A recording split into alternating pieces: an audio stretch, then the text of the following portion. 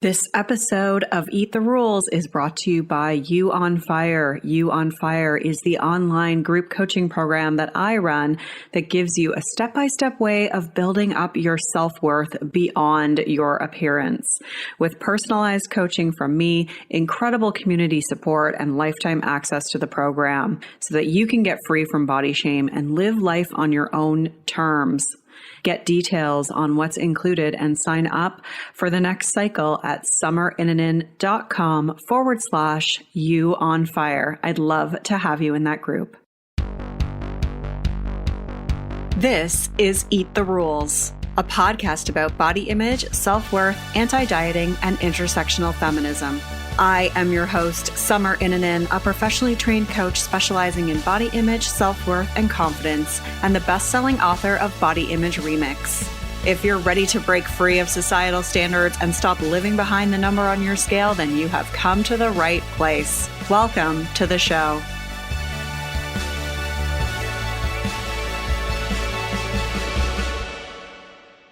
This is episode 243, and it's another episode in the body image series.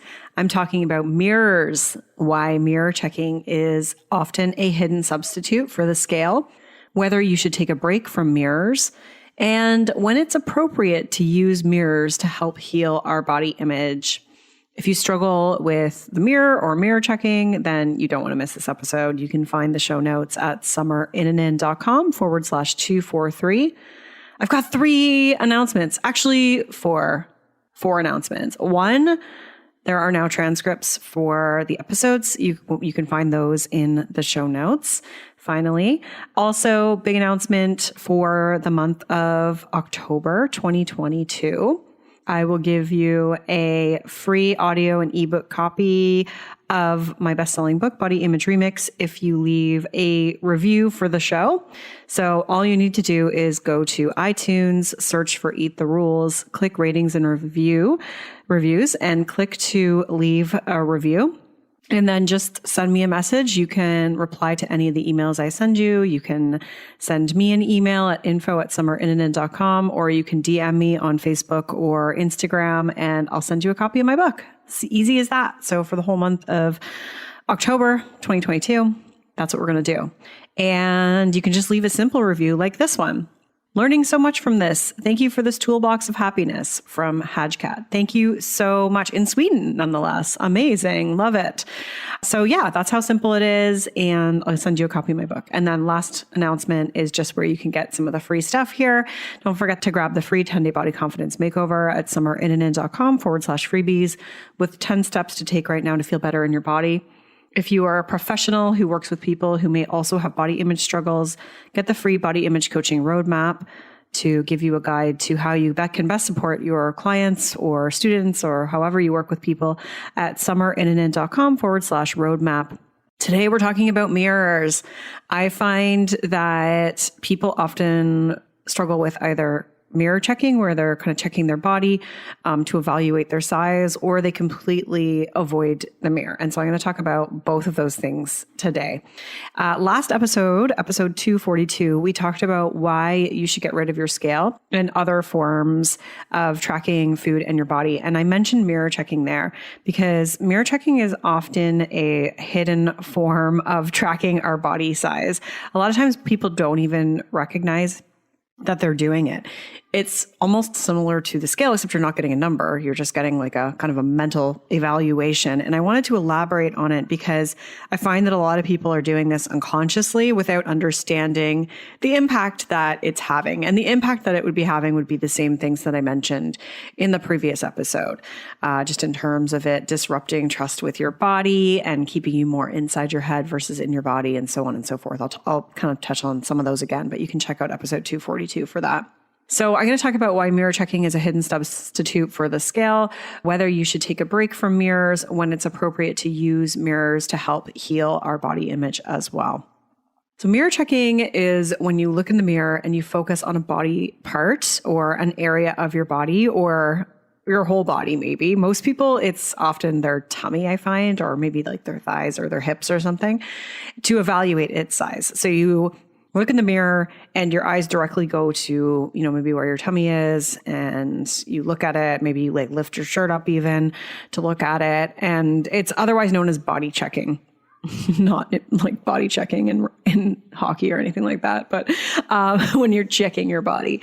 And we're using it to evaluate our body size. We're looking and we're thinking, okay, my tummy looks bigger, my tummy looks smaller, for example. And often like it's happening quite quickly. It's happening almost unconsciously, but it can still create the same sort of problems that I see when people are using the scale, because we may end up using that information to determine how we feel about ourselves, what we're going to eat, or how we're going to move our body. And we might use mirrors or reflections in windows to do this as well. I find this to be compulsive and habitual for some people, which makes it much harder to break. We can be on autopilot with it. We can do it every time we go to the bathroom, every time we see a reflection, which is why having awareness is really key to breaking this habit. And before I go further, I just want to say that checking yourself out in the mirror can be totally innocuous as well. There may be nothing wrong with you checking yourself out in the mirror. I'm not saying don't check yourself out in the mirror. The only way to know if you're truly like mirror checking, if it's really kind of a substitute for the scale, is to bring awareness to it and get curious and see what you're doing with the information the mirror is giving you. Here are 4 questions that you can ask yourself to assess whether mirror checking might be problematic for you. Number 1, is it making you feel better or worse? Number 2, does it give you a sense of control? Number 3, does it dictate how you feel about yourself? Number 4, do you use it to determine how you should eat or move your body? So if you answered yes to any of those 4 questions, then you may want to evaluate your relationship to it, because only you can know whether you're doing this as a way to evaluate your body size. I want to talk about why it's similar to the scale. It's similar because we end up relying on it as a way to validate ourselves or give us cause for concern that we need to get something under control. We may even use it to cope with emotions. Perhaps we're feeling anxiety and using mirror checking as a way to cope with it. And again, like often we're not even bringing awareness to this. We're just like on autopilot. What I find is that I always suggest people get rid of the scale, and often getting rid of the scale for people, it can be a monumental step. It can bring up a lot of fear. And so I find that sometimes what happens is people turn to mirror checking as a way to kind of maintain some form of validation from an external source. It's like, okay, if I can't have the number on the scale, like, I will just assess, I will look at my body. And then like, it's giving you like that some sense of control or distraction from uncomfortable emotions. And ultimately it's taking us away from what we're actually feeling. It's creating this disconnect between our mind and our body. You may actually wake up and feel like, I don't know, kind of neutral or not too bad. And then you go and mirror check and you feel worse about yourself. And so similar to what I talked about in the previous episode 242, it really keeps us in our head instead of in our body and being like this embodied human with awareness of our emotions and things that we're experiencing and our needs. If you really struggle with mirror checking, then definitely check out my You on Fire program. We cover mirror checking in the first part of the program. And I have a process to really help you phase away from doing it. The question that people often ask me, though, is, should you take a break from mirrors? Should you take a break from mirrors? Some experts would recommend covering all your mirrors up or avoiding them completely. And that can be helpful in some cases. Sometimes I might tell a client to really try to avoid mirrors if they're in a spot where they're checking or they're going through a bit of, weight restoration. And we just want to really focus on, how we're feeling versus like how we look. And it's really interesting. Like I used to when I lived back in Toronto, I used to have full length mirrors on my closet doors. So my closet doors they were all mirrors. And I used to mirror check in there all the time. I used to see what my legs look like and look at my stomach and everything else. And when I moved out to the West Coast, it was 8 years ago now, I didn't have full length mirror anymore. I didn't have any full length mirrors anymore. And it was really interesting, that process, even though I would say my body image was in a pretty good spot then. It was really interesting to go through that process because I think I was still, subconsciously like mirror checking when I had them just right there in front of me all the time. And when I just didn't have that anymore, like I never really saw my lower body. So it was really interesting. I feel like it really helped play a role kind of like to get me to a point where I just like didn't really think much about my body anymore because it wasn't there to like really look at. Like I wasn't consciously looking at it. I could really only see from kind of my waist up. So you can always do it as an experiment to see how it makes you feel, taking a break from the mirrors, or maybe if you have a full length one, you sort of cover up a part of it. So that could be great if you're a chronic mirror checker and you really need to disrupt this habit. I don't typically recommend it because I think there are other ways that we can manage this process. But I think it depends on like how, do you have mirrors all over your house? Do you have full length mirrors everywhere? Because then we maybe want to do some sort of reconfiguration to help us in that process. So it kind of depends on your environment. Speaking of being stressed out by things, I've struggled with anxiety before, and coffee was one of those things that really triggered it. Therefore, I had to stop drinking it, but I missed that feeling of being more awake and alert. Enter Magic Mind, an elixir filled with things that give you more energy and focus without that jittery, impatient feeling that coffee gives you. It's so easy to use. It's in this little shot bottle, and it tastes great. You take it and you immediately feel more focused and productive. And that's because of the ingredients in it, like the lion's mane cordyceps mushrooms, not those kind of mushrooms, and L-theanine. It's been really great to take because it helps with cognitive function, memory, focus, and overall feels so much better than coffee. And I've noticed that I'm able to be more focused and productive and not be distracted by checking my phone, and can produce really great podcast episodes like this one. So it's been a wonderful thing and you should check it out. I have a 20% off code to share with you all. It's RULES20, RULES20. To use it, you can go to magicmind.co/rules and enter the code RULES20 at checkout. The best part is that they have a money back guarantee. And if you get the subscription, it's 40% off. My 40% off code only lasts 10 days. So hurry up. You can find that at magicmind.co/rules and use the code RULES20. The opposite end of the spectrum is if you completely avoid mirrors or pictures. So I usually see people who struggle with body image either doing one behavior, so they're either mirror checking, or they're doing the other. They're completely avoiding.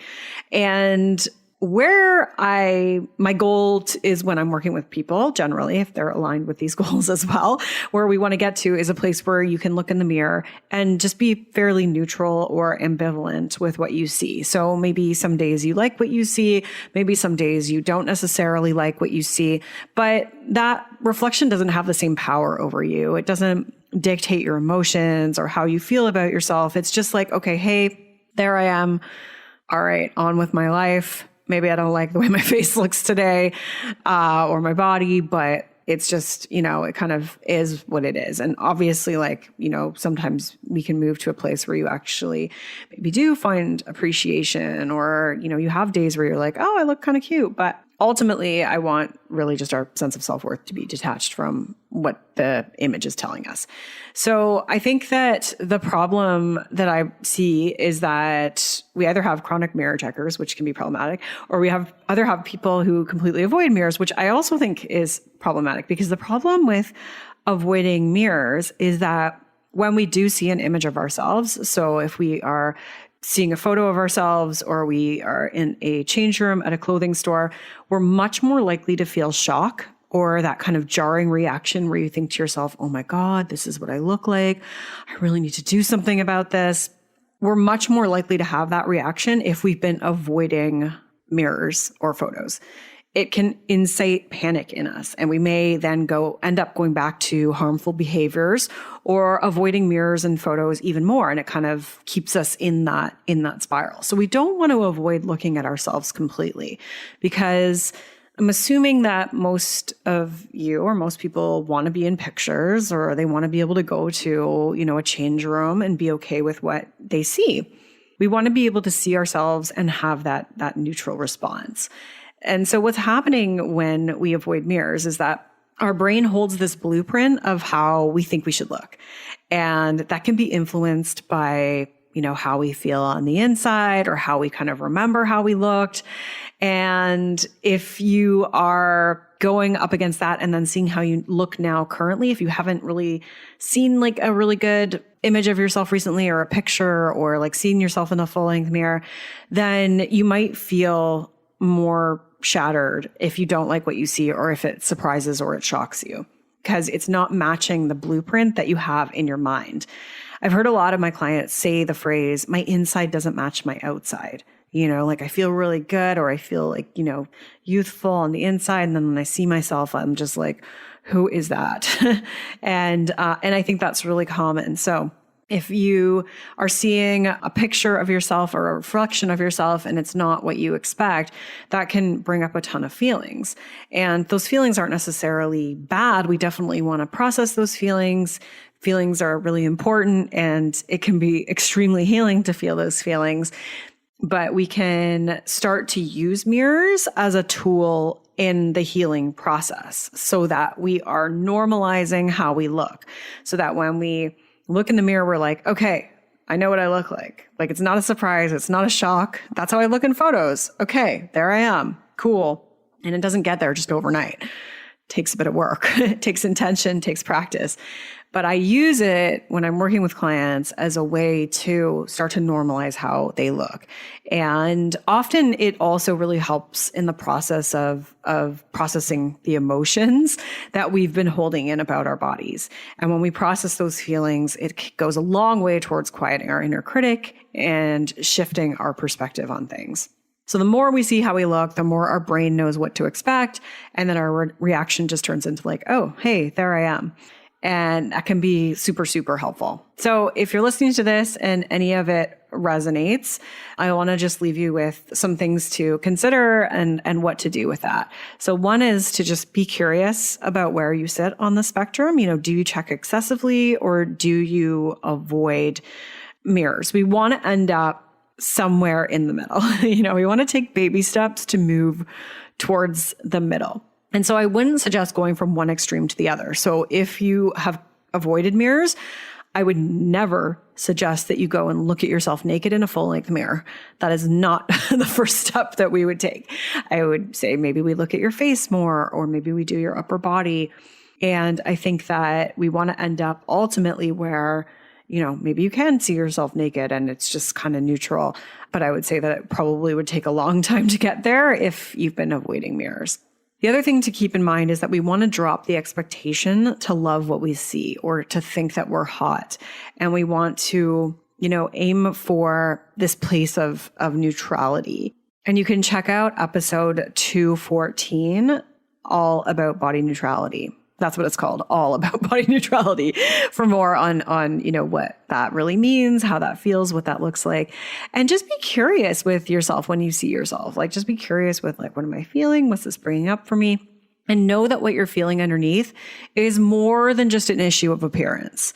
It's not just about like the fact that you have a stomach roll or the fact that you have cellulite. It's really about other stuff that's going on underneath. Other feelings, how we're valuing ourselves, how we've been conditioned to view ourselves, how we've been conditioned based on the narratives in our culture, the fat phobic narratives, the racist narratives, the ageism narratives, all of that stuff, and how we've been conditioned to really value our worth based on how we look. So the solution isn't to change how you look. I mean, that might give temporary relief, but it's really more about unpacking all that stuff to create like a new belief system underneath that really just values, who we are. And there's a lot that goes into undoing that and unhooking your sense of self-worth from your appearance. So if this is something that you really struggle with, definitely get support if you need it. I do a lot of work with people around both of these things and have specific ways to help people move towards that middle point where you can be okay with what you see. So I've been wanting to do this episode for a while. I think it's really relevant, and hopefully you've taken some stuff away here, or you've had some new perspectives to think about, and you can start to make some little changes to move more towards that middle point. You can find all the links and resources mentioned in this episode at summerinnanen.com/243. Don't forget to let me know if you left a review for the show, and I'll send you a copy of the book. And thank you so much for listening today. Rock on. I'm Summer Innanen, and I want to thank you for listening today. You can follow me on Instagram and Facebook at Summer Innanen. And if you haven't yet, go to Apple Podcasts, search Eat the Rules, and subscribe, rate, and review this show. I would be so grateful. Until next time, rock on.